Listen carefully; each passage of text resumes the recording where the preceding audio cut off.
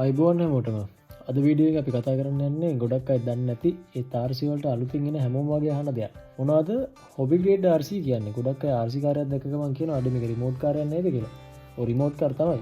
ඒත් ඇත්තටම remote control car හැම එකක්ම සේම් නෑ. අර අපි පොඩි කාලේ ගත්ත ටෝයි කාර්ස් තියෙන්නේ. ඒවා බැටරි දාලා ටික දවසක් දුවනවා ඊට පස්සේ මොකක් හරි කැටනාම වැඩේ එතනින් ඉවරයි. රිපෙයාර් කරන්න බෑ, ස්පෙයා පාර්ට් හොයා ගන්න බෑ. ඒ හොබි ග්‍රේඩ් RC එකක් කියන්නේ ඒක සම්පූර්ණයෙන්ම ඒක අනිත් පැත්ත.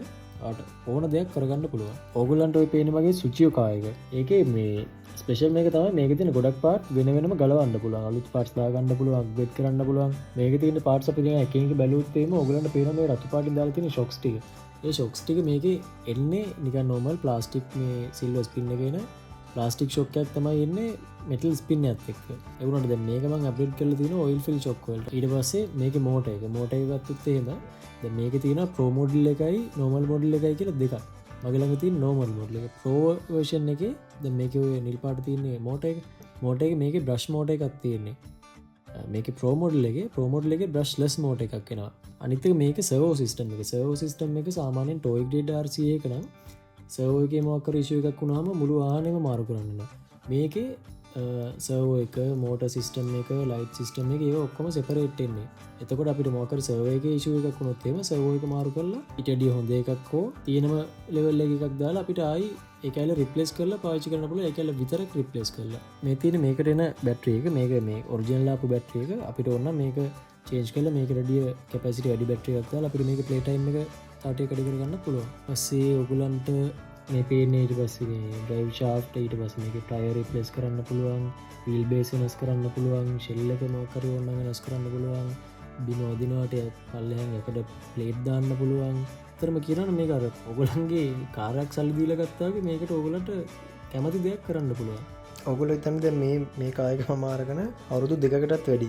ඔයගලන්ට මේකේ කන්ඩිෂන් තාම පේනවා ඇති මේක කොහොමද මම යූස් කරලා තියෙන්නේ කියලා. මේක සාමාන්‍යයෙන් මම සෑහෙන්නම හවුඩ්කෝ යූස් කරනවා. මම මේකේ කෑලි ගොඩක් රිපෙයාර් කරලා තියෙනවා. අනිත් එක මේකේ ස්පීඩ් එක සාමාන්‍යයෙන් පැයට කිලෝමීටර් 20 34 වගේ යනවා. එතකොට ඒ ලෙවල් එකෙන් ඇවිල්ලා කොහේ හරි ඇක්සිඩන්ට් එකක් වුණාම සෑහෙනම ලොකු ඩැමේජ් එකක් කරනවා ටෝයි ග්‍රේඩ් RC එක නම්. ඒත් හොබි ග්‍රේඩ් RC එක කියන්නේ මේ වගේ RC එක ඔයගලන්ට ඒ පර්ටිකියුලර් පාර්ට් එක විතරක් මාරු කරලා ආයි කාර් එක තිබුණා වගේම යූස් කරන්න පුළුවන් කිසිම ඉෂුව එකක් නැතුව.